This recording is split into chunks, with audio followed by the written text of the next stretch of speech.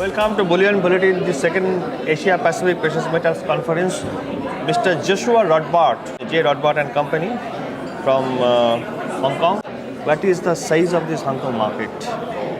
Any roughly, how is the potential of the Hong Kong market for bullion products?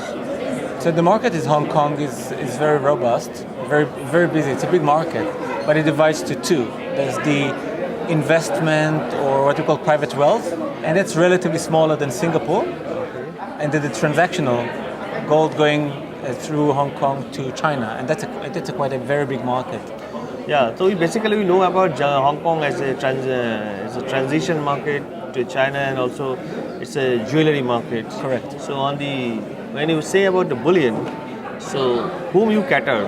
Who are your customers? So in J. Rotbart, our clients are high net worth clients and family offices and financial institutions that want to buy and store physical metal. So we help them buy it from the refineries, members of the LBMA and SBMA, and we store it with their own companies like Malka Amit and Brinks and other companies.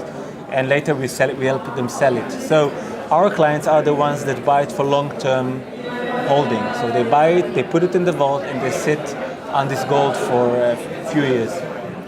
So it means you are working as a mediator between. You are buying from refiners. You are helping your clients to buy directly from refiners, and you are storing it in the vault. Correct. And you are as the custodian on the behalf of your customer. Correct. Right. So how? Any number that. How big is this market? These net worth individuals, how much they buy? It's in the billions. Globally, it's in the billions. If you look between Hong Kong, the main centers, Hong Kong, Singapore, and Switzerland, a little bit North America, it's really in the billions. I know even from our side, the volumes we're seeing, which is almost close to $1 billion from my side, and we're from just a single company. From accumulation of clients. Okay. So clients can be anything between, the minimum to work with us is $200,000, right? So $200,000 and you had clients buying for $150 million. Right. So it's a big market. These clients, they don't want to buy and store with the banks. They prefer to use private vaults because they have access 24/7. And that's very important for them. Why they don't want to keep it in banks?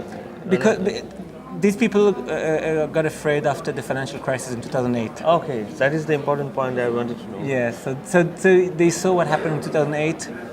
This is their safe money. This is their insurance, if you'd like, insurance policy. They want to keep it privately, where they can always go and get it. It's not on the custodian balance sheet. Mm-hmm. It's directly allocated to them. So same operation is same in Singapore. Correct. So we have offices in Hong Kong and Singapore. We're a member of the Singapore Bullion Market Association. Mm-hmm. What we see is that Singapore actually is a bigger market for private clients. So private clients, Singapore did a great job. SBMA, Enterprise Singapore did a great job in promoting Singapore as a global hub for precious metals. So clients were comfortable and safe putting it here. Having said that, Hong Kong is still a very attractive destination for, I would say, Chinese client, Taiwanese client, and you'll be surprised, a lot of American clients like to store their bullion in Hong Kong. You already said Singapore is bigger than Hong Kong. Correct. So any number you can throw, you already say it's in $1 billion, but... Overall, yes. If you look at the capacity of the vaults here, you can really the capacity of thousands of tons of gold. So it's not there. But if you look at, you have the private vaults like again Malka and Brinks and Loomis, G4S. You have the banks like DBS and UBS and ANZ and UOP. All these banks also have. So I don't have exact figures on what's the size of current holdings, but they're very large, very large. So this gold that you guys are procuring directly from LBMA. Correct. And that is gold LBMA refiners, and they are basically coming from Switzerland, or? We try to buy locally, so we will use the local refiners in Hong Kong or local refiners in Singapore, or when we do business in Switzerland, we'll buy over there. Having said that, it's a very competitive market now. So what we do when we have large purchases, we basically go to the market and see who can give the best price, because at the end of the day, this price we can give to our client, to our individual clients, so they enjoy the competition in this market. But definitely we try to save the logistic costs. I come from the logistic side of the business. This is where my experience is. And we want to try and save trucking and airplanes and all that. So we try to buy where we store.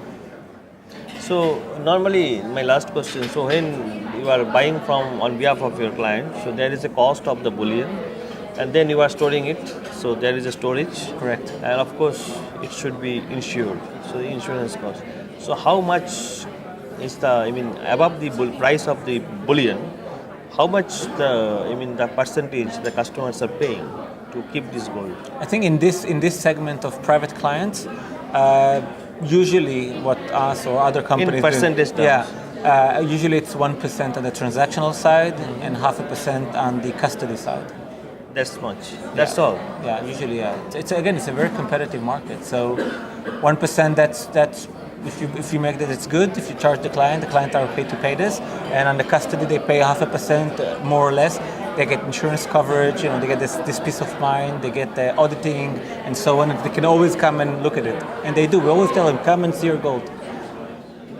So it fully allocated base, obviously. They get the bar number and everything. Yeah, of course. Serially numbered bars allocated to them, and they can at any given point, 24/7, they can come and take it, or at any given point they sell it. This is why actually they. So when they are selling, who is buying? You are. We are buying and selling back to the refiners or to the dealers, to the big dealers like INTL and so on. Oh, okay. So the idea is that we sit in the middle of this ecosystem of refiners, dealers, logistic companies. And when an individual client comes, they want to transact, we find the best combination for the client because we work for the client, right? So we find the best combination for the client in terms of efficiency, price-wise, security, and so on. It's very interesting. Okay. Thank you very much. Thank you for talking to Bullion Bulletin.